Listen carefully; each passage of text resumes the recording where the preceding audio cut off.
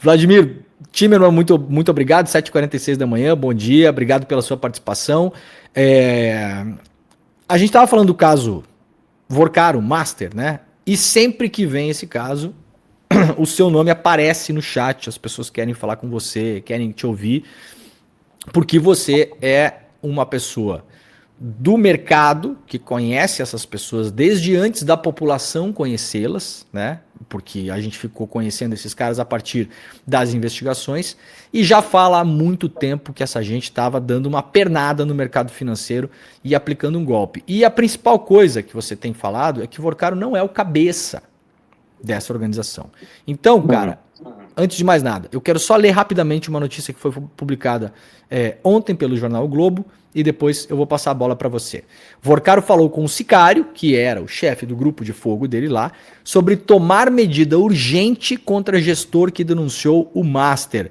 A Polícia Federal encontrou evidências de que Daniel Vorcaro e seu comparsa, o Luiz Felipe Machado de Moraes Mourão, o Sicário, apontado como operador de uma milícia privada armada que atuava a mando do ex-banqueiro, monitoraram ilegalmente um empresário, que é você, que denunciou irregularidades em negócios do Banco Master e travou com seu dono uma batalha judicial.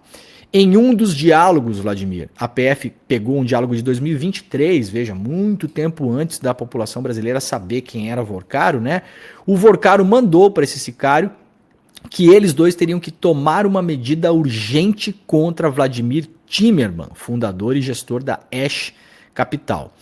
Acionista da Gafisa, Timerman acusou fundos ligados ao Master e ao empresário Nelson Tanuri de manipular operações fraudulentas na companhia. Então, Vladimir, primeira coisa, como você leu essa notícia, porque obviamente você já sabe que você tem um alvo pintado na testa, né? Te causa medo ainda você pensar nesses caras de algum modo, porque a gente viu aí andando com sniper, com fuzil, com polícia, é um negócio complicado. E depois eu queria que você explorasse um pouco essa questão do Vorcaro tá sendo colocado aí como o topo da pirâmide dessa história. Queria que você explicasse com o que você conhece se a história contada é essa ou se a história contada não é bem assim.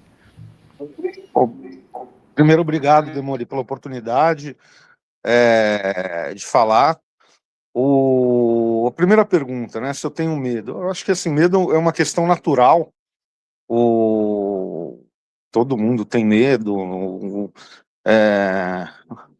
O que as pessoas sabem é um milésimo do que aconteceu comigo, mas eu tenho a questão de como eu lido com medo, né? Que eu não vou parar. Eu acho que você tem uma série de forças atuando para as pessoas não serem responsabilizadas, para as coisas terminarem em pizza, e eu continuo denunciando, eu continuo tentando falar. Eu fiz um pedido de proteção para o STF em março, e subiu um processo onde em 2024 eu chego e faço uma denúncia no Ministério Público Federal, na Polícia Federal, falo assim: estou denunciando esse monte de coisa e estão me atacando, derrubaram meu WhatsApp, derrubaram minhas redes sociais, veio gente me fotografar, um monte dessa mídia marrom, né? Você tem pessoas que se chamam, que se autodenominam jornalistas, que estavam ali atuando para esse pessoal, e eu denuncio isso daí, e sabe o que o pessoal faz? Nada. E daí chega em março, né, quando eu sou convidado para fazer o depoimento na CPI do crime organizado, eu viro e falo assim: putz, eu acho que agora que estão me dando voz, seria prudente eu ter uma proteção. E eu faço esse pedido para o STF, e esse processo e essa investigação que não estava correndo, né, também sobe para o STF desde março, e nada acontece, né? Eu acho assim engraçado eu ficar sabendo pela mídia que o Vorcaro falou para o Sicário a meu respeito, de a gente tem que matar esses negócios. Então, eu posso dizer, assim, minha única aflição, não é medo, é de acontecer alguma coisa comigo, dado que o Estado não só não fez nada, como também me atacou, antes que eu possa expor tudo, antes que eu possa explicar tudo. Eu tenho convicção que as pessoas não têm a menor ideia do que está acontecendo. As pessoas estão indo atrás do dinheiro que supostamente foi roubado do BRB, né? E esse daí é o foco. E eu já falei para as autoridades, eu falei assim, vocês não vão achar esse dinheiro, porque não é que ele foi para algum lugar, na verdade esse dinheiro foi usado para tapar um pedaço do buraco, assim, é como se eles estivessem no cheque especial, e daí foi lá e roubaram o BRB, a última pernada, para tentar tapar um pedaço do buraco. O que tem que ser feito é olhar para onde esse dinheiro foi desviado antes. Isso daí eu já apresentei, já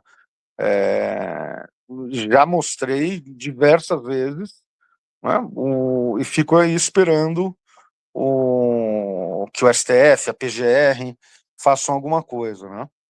Você tem E insistido, Vladimir, que esse dinheiro do Master é um dinheiro, digamos assim, para tapar o buraco. É quase um dinheiro do desespero, né? Chega lá no final, os caras estão completamente desesperados, o Master está sem liquidez, está sem caixa. Eles apresentam até para o Banco Central uns fundos que estavam na REAG, que seria uma espécie de terceirização do caixa. Quando vai olhar esses fundos, tem umas cártulas do BES, que é tudo uma maquinação, obviamente, que não tinha dinheiro lá dentro. Então, vamos lá, Vlad. Onde está, primeiro, onde está o dinheiro grosso dessa história? Quer dizer, se o BRB é peanuts, como se diz, né? O que é que foi feito antes? Quem é que está na cabeça dessa história? Porque o Vorcaro, a gente já conversou pessoalmente, né? O uhum. Vorcaro, ele aparece numa gestora de recursos da Faria Lima vestindo roupas falsas da Gucci compradas na 23 de março. O Vorcaro é um pateta. Todo mundo que está dentro desse caso sabe. Uhum. Então, quem é que são as pessoas que deveriam pelo menos ser investigadas nessa história? E onde está o grande truque dessa história, se não é, no final das contas, esse dinheiro do BRB que está todo mundo olhando? O, cara, assim, para explicar tudo, a gente precisa fazer não adianta nem fazer um filme, né? Tem que fazer uma série. Eu dei um mapa das operações para o Banco Central em 2023. Né? Eu vou te mostrar, eu vou te falar assim, a partir dessas mensagens, por que que eu tenho, assim, não é convicção, eu tenho certeza que o Vorcaro não é o cabeça do negócio, né? Na troca de mensagens do Vorcaro com o Sicário, quando ele chega em novembro de 23, se eu não me engano, ele chega e vira e fala, temos que dar uma carga total, não sei o quê, e daí eles trocam entre eles uns documentos, tá? O Vorcaro envia uns documentos pro Sicário. E daí um desses documentos é alguma coisa chamada Projeto Eixo, que é Eixo é a minha empresa, né? E um outro documento é um negócio chamado um João de Deus do mercado financeiro. O título, que foi um ataque que eu sofri, um ataque vagabundo, o que saiu na Isto acho que é na Isto É Dinheiro, um mês antes dela ser comprada pelo Freixo. O que é interessante é que a data que tem nesses documentos, né, a data que tem nesse projeto Eixo é janeiro de 23. A primeira denúncia que eu fiz a respeito do Vorcaro foi em março de 23. Na verdade, eu nem falei do Vorcaro. Em março de 2023, eu fiz uma denúncia para o Banco Central mostrando como que, através de uma rede de fundos e operações financeiras nem tão sofisticadas assim, o Tanuri era sócio do banco. Naquele momento foi quando eu descobri isso. E coloquei. Tanuri, o empresário Nelson Tanuri, né? Não é aquele jogador do Flamengo, é o empresário Nelson Tanuri. Isso, tá. E como então que o Vorcaro, se eu estava errado, por que o Vorcaro tinha um documento mandando para o Sicário datado de 2 meses antes de eu ter feito a primeira denúncia, sendo que a primeira denúncia eu estava falando, ó, eu nem falava nesse momento que ele era o dono, né? Eu falava, ó, o Tanuri é sócio. Então, e daí você começa a ver elementos do que está acontecendo. Esse outro negócio do João de Deus do mercado financeiro, desse ataque que eu tive, o Tanuri fez uma notificação judicial para a Intrag, que é do Itaú, que era o administrador do fundo, e ele juntou essa matéria como um elemento de que eu fosse, que me desabonasse. O engraçado é que essa matéria foi replicada em mais de 70 portais, e o mesmo portal desses 70 que eles usam na notificação para Intrag é o documento que está circulando entre o Vorcaro e o Sicário. Então você tem N elementos que ligam eles, né? E você tem já um negócio falando do Vorcaro chamando o Tanuri de meu capitão, não sei o quê. E eu venho acompanhando tudo que tem acontecendo. Eu recebo muito material de jornalista que pede para avaliar. Uma coisa que, assim, quando teve aquele vazamento lá da Pelaleca Blanca, eu recebi, eram acho que 1.500 páginas de conversa do Vorcaro com a namorada, né? Os caras namoraram 2 anos e era 1.500 páginas de conversa entre o Vorcaro e a namorada, não eram 1.500 páginas de conversa do celular do Vorcaro. Pô, se pegarem o meu falando com a minha mulher, desde que a gente se conhece 15 anos, deve dar umas 10 páginas, 20, né? Da primeira coisa que chama atenção é isso.